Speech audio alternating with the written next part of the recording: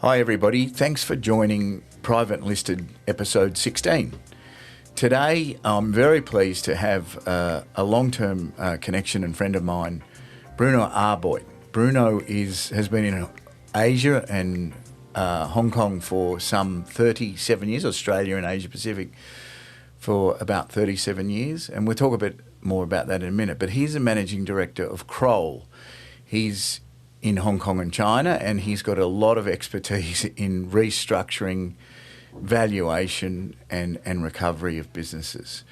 And on the two themes that Private and Listed runs, which is helping business owners to transition and exit and or scale before exiting, and Asia-Pacific M&A, which I've talked about a lot and been involved in. Bruno's a person that I met 15 years ago in Hong Kong through a shared passion of open water surf skiing. It's one of those connections that lasted with me over time, and I've really appreciated his professional depth and real world perspective.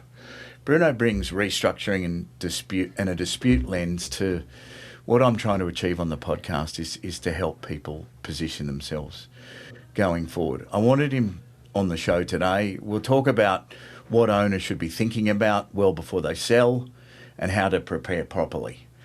What can go wrong and what makes a transition more robust. So, Bruno, thank you very much for joining the podcast. I've been looking forward to this. Just talk a little bit about your background and then I'll go from there. Well, thank you for having me, Jamie. Just by way of a brief background, just to clarify, I've been in Hong Kong just coming on 29 years now, not the 37. Although I'm starting to feel it though. So I came up, approximately coming up to 29 years ago. So I came up originally from Adelaide, Australia, where I was working with KPMG at the time. I transferred with them to Hong Kong, and have been here ever since. And essentially just in the restructuring, insolvency, and forensic accounting space. But maybe just to clarify a little bit more in terms of how I get involved with your pet topic in terms of buying and selling businesses, Jamie. The listeners might not be aware, but Kroll, we're a business advisory, a global business advisory firm, and where we get involved in that space is on a number of fronts, and that's including helping prospective vendors or purchasers of businesses with their due diligence, valuations, and the likes. So. You had, Bruno, thank you. You originally were the owner of Zolfo Cooper in Asia and China, and then you sold that out, correct me if I'm wrong, to Duff and Phelps at the time, which rebranded as Kroll. But, you and I have had conversations over a number of years about businesses. Some, obviously, you've got to focus on distressed businesses, restructuring and the like, but we've often shared potential businesses with each other. We have a number of mutual connections. And from my perspective, you do have a huge network, and people defer to you for your thoughts on businesses. From your experience in Hong Kong and China and Australia, what do owners most often underestimate when they prepare for a sale or a transition, and what should they start doing a little bit earlier? And the context for that is you've seen a lot of things fall over. What have you learnt from that time that you can say to people, do this? Look, there's a lot of things that I've come across in that regard. Obviously, every business is unique, presents different situations. There's different issues that come up. Probably, in terms of preparing for a sale, a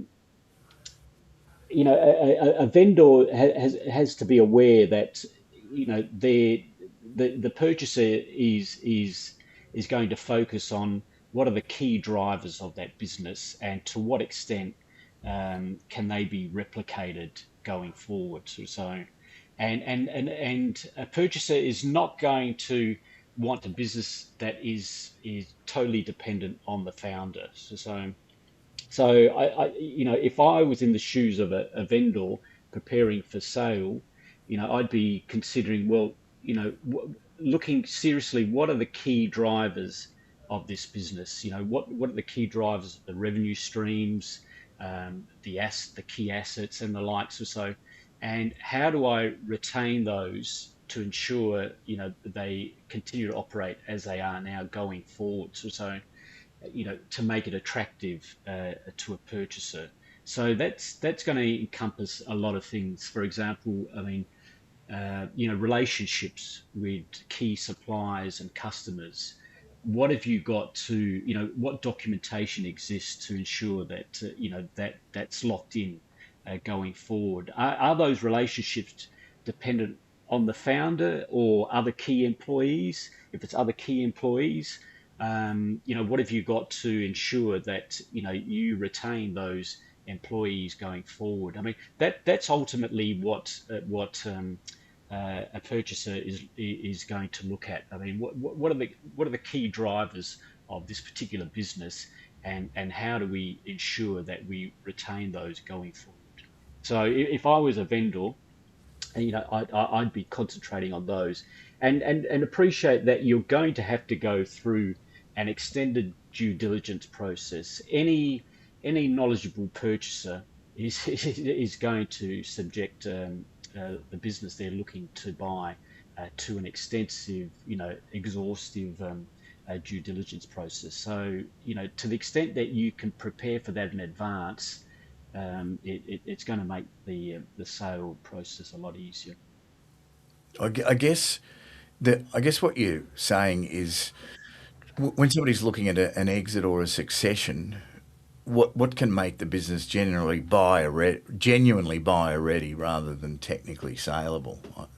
It's the buyer sort of looks at it and says, oh, after I acquire this business, I want to, potentially move the founder out after a year or so, and the things that you just mentioned, Bruno, which are key staff, and you don't want a heavy concentration on sales on clients. You want it to be spread over a wider range of demographic and customers. But just bringing your restructuring dispute resolution expertise, is there examples in your career where people could have avoided going off the abyss by having done something more prudent en route? Is there you don't have to name businesses, but I'm sure there's a few examples. But it's just for people that are making their business more robust and potentially preparing for an exit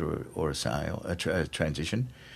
Are there tips that you've thought about over the life? Like, gee, I wish that person should have done this. I think, in terms of what I've come across is documentation is critical. And that cuts across a number of things. If you've got intellectual property, for example, that is a key fundamental asset of the business, and drives the revenue streams. I mean, what documentation do you have in place to secure that, and maintain it going forward, contracts and the likes, lease agreements, to what extent, have they been renewed? That's a sort of documentation, employment contracts and the like. It avoids disputes going forward because once everything's documented, you're not reliant on hearsay and the likes. And it just presents a better picture of the business. Ideally, you want the business to have good operating procedures in place. So a new purchaser, a new partner or so, can come in and operate the business seamlessly. But documentation is the key. Because those processes have to be documented as well. And as I said, the documentation cuts across so many aspects of the business. Why I focus on that is that because I get involved in a lot of dispute resolution work, invariably, the disputes always hinge on, what was said, what was agreed, and the documentation is the key. You don't want to be litigating, going to court, and then relying on on hearsay. I've shared a number of opportunities with you. We've shared opportunities with each other over the years, and some of them are business owners that have come to you and said, "Bruno, how should I think about this? What should I do?" In the context of Asia Pacific and China, and the length of time that you've been in Asia, what have you got any examples of interesting scenarios that have come to you where you've really had to think, okay, well, I know about dispute resolution, restructuring, et al. But are there some instances that you can recall where someone's come to you with a business and go, how do I navigate this across Asia or something like that? Uh, yeah, look, I mean, we obviously act for both sides, vendors and purchasers, they have, as I said before, every business is unique, presents its own issues, challenges and the likes. Just in terms of, I mean, on the vendor side, I suppose one issue that sort of is a recurring theme or issue is valuation. Um, what's a business worth? And that's always presents an issue because we as advisors, have to be realistic with our clients. If they're valuing a business too high, their estimation, it's going to create difficulties. Then trying to find them a partner or a purchaser going forward. So valuation is probably a key issue that sort of pops up regularly. Um, then, in terms of obviously operating within Asia, then if you've got someone um, who who's operating a business within Asia and they haven't necessarily had a lot of dealings with partners and the like from other jurisdictions or so, and they're looking to sort of marry up with them via some sort of investment or sale, then there's going to be potential cultural differences as well in terms of how the respective partners see things, and that's going to impact on the potential to have a good relationship going forward. Thank you. Look, I've said it on previous episodes, and I've discussed this with you before. It's good to have this discussion on the podcast. But going back to the valuation point, once when it gets to me as an advisor, it gets to you inside Kroll or your previous business, Zolfo Cooper. If someone's valuation expectation is set too high by somebody else, you've then got to work them backwards, and sometimes that's difficult because they've already been told by somebody else, oh, your business is so good, it's worth a whole lot of multiples of X, of net profit or EBITDA. And you as their strategic advisor or help with working out on something, you've got to move that backwards. And do you agree I know we've had this discussion, it's not easy to do that with people that have got something set in their mind, right? Yeah, yeah, no. Look, it's not easy, but they ultimately, you know, the vendor is brought back down to earth from the point of view of the responses that they are getting from interested parties. So it's the valuation can say one thing, it's a bit of paper.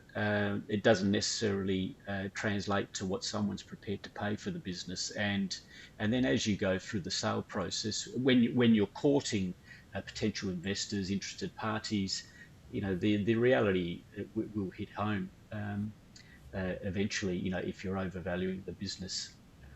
I mean, that said, every vendor is in different circumstances in terms of their necessity to sell. So some vendors are simply testing the water. They're under no pressure to sell. So if they maintain a high valuation, they're happy to see what's out there. So in terms of interest, parties that are obviously in a more desperate situation because for example, you might have an owner who's looking to exit the business because of their age, or there's no family or internal management capable of taking over. Or there might be other financial issues that are driving the sales. So if they're in a situation where they're under more pressure to sell, then they're going to be a bit more receptive to an adjustment in the valuation. That's a good point. I think 100% agree. You got to get somebody to talk to you first before you start talking and negotiating the valuation or the numbers. The sophisticated investors can do due diligence properly, and you do it through a data room and all of that. But when you're a vendor, you actually need somebody to talk to you first about acquiring your business. And as you said, if you're in a position where you need to get out, your valuation expectations can be lowered pretty quickly. Or it's a reality check, is that right? Yeah, it certainly the reality check comes in when you start going through the process, and you just and you start engaging with interested parties, and start to see just what level of interest actually exists out there in the business, and what those parties may be prepared to pay. So, just segueing a little bit, can I ask you? You stayed in Asia for. I spent a lot of time up there, but you stayed in Hong Kong for 28 years, and your expertise is everywhere. Why have you stayed there for so long? Uh, um, it's an extremely dynamic environment. I think that's probably the key driver for me. It's just there's never a dull moment. Certainly from a work perspective, the level of work that the nature of the assignments that I get involved in, I would never have that sort of exposure if I'd remained. And look, this is not knocking Adelaide, Australia. It's a beautiful place, but from a work perspective, there's certainly a lot more opportunities here. I mean, that said, lifestyle wise, Hong Kong is fantastic. I mean, you mentioned before that we met each other on the water through our passion for open water surf skiing. Few people would realise that, if they had never come to Hong Kong, they have this image of Hong Kong being a city of high-rise buildings and the like. They're just not aware of the fact that how much open space we have on our doorfront, including beautiful waters. It reminds me of a story. I don't like to talk myself, but it reminds me of a story in Hong Kong many years ago. I was in a bar with a client, and there were some visitors there, business visitors with suits on, and they said, "I could never live here. It's just high-rise buildings and cement." And I thought, I'm going to go over and right the ship there and tell them that they're wrong, but I didn't, because it's one of the greatest hiking cities. We paddle on the water a lot, and there's so much culture, different restaurants, different food. It's an amazing city. And in the end, I just left it. But it made me sad, because people, what they do is they fly in, stay at the hotel, have a couple of business meetings, and then fly out. And they just see cement, So it was a bit disparaging. But look, listeners, Bruno's also he's highly respected across this whole financial services community. He's also a really nice person, as you can tell from the podcast. Bruno, just on a personal note, you've got a passion for cars. Do you want to tell the listeners about that? I mean, you're in Hong Kong, and we know that we've mentioned that we both like the water. But what about your car passion? I mean, I could talk about that all day, so I don't want to bore the listeners. But just by way of background, I mean, um, my father and his brothers ran a crash repair business back in Adelaide, funnily enough called Arboit Brothers Crash Repairs. And so I grew up surrounded by cars. So and I think that's probably where I developed an interest. In fact, when I was at high school, I was toying up between going to university or becoming a mechanic, sort of.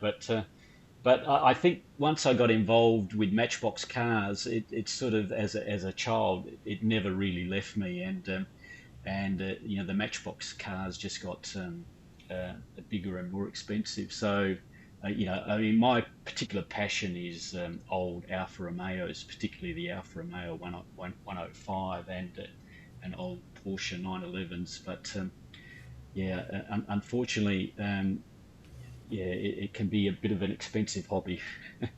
So you've actually morphed crash repairs into business crashes, right? So I can understand the Arboit smash repairs, but now you're helping people repair businesses that are either impaired or potentially heading to impairment. So I can see where the synergies have happened there. Just to sort of finish up and thank you for joining. If somebody was looking to scale a business into Asia, I like to ask people to come on the podcast. We've all got different views about that, but if somebody in Australia or another part of Asia was looking to scale across Asia, what are the one or two things that you think are important that they think about before they go, oh yeah, I want to go to here, there? It's I mean, there's a number of individuals that are probably much more competent in advising on that topic than me. But in terms of, I'll give you my two bits worth based on my experience of what I've seen. So, you know, if for example you're a business owner in Australia and you're looking to explore opportunities in Asia, then you have to appreciate that, you know, just because you have a product that or service that is doing very well in Australia, it doesn't necessarily mean that you can just replicate the same across Asia. I mean, Asia itself is just made up of a microcosm of different sort of um, situations, you know, economies, customer likes and dislikes and the likes. So even if you just look at China itself, it presents massive opportunities. But you know, I don't need to tell you, Jamie, that you know, even if you just look at the market within China, then you know you're talking numerous different provinces and the likes. So you simply, you know, can't think that, well, you're going to suddenly attack the China market um, and and dominate it with the same product or procedures that you're using where you're currently based. So you know, and In sorry, Go on. Sorry, I didn't mean to cut you off. Go on. no, go ahead. Yep. In the context of restructuring and workouts and things across border, and you mentioned China, do you have a team of people in these different places, or do you all operate out of Hong Kong and No. We've. I mean, Kroll itself has a very significant presence across Asia, in all the relevant markets. So certainly, if clients are looking for assistance, um, then you know we certainly have the resources there to help. Yeah, look, I appreciate that. I think that no, I don't like sort of marketing things on this podcast or whatever, but I would say to anybody that was listening, if you know a business that needs some support, and is at the pointy end of things potentially not going well, feel free to reach out to Bruno at Kroll. He really is a professional. Everyone I know in Hong Kong respects Bruno. He's got a huge network. And look, thank you for coming on Private Listed Podcast today, Bruno. I hope I enjoyed it. I hope you enjoyed having a chat. No, always great to catch up, Jamie, and hopefully we'll see you here in Hong Kong soon. So, everybody, thank you for listening to episode 16. You can get me on heyjamie@privateandlisted.com. And thanks again, Bruno. I'll leave it there and we'll catch up soon. Thanks very much, Jamie. Thank you. Bye-bye.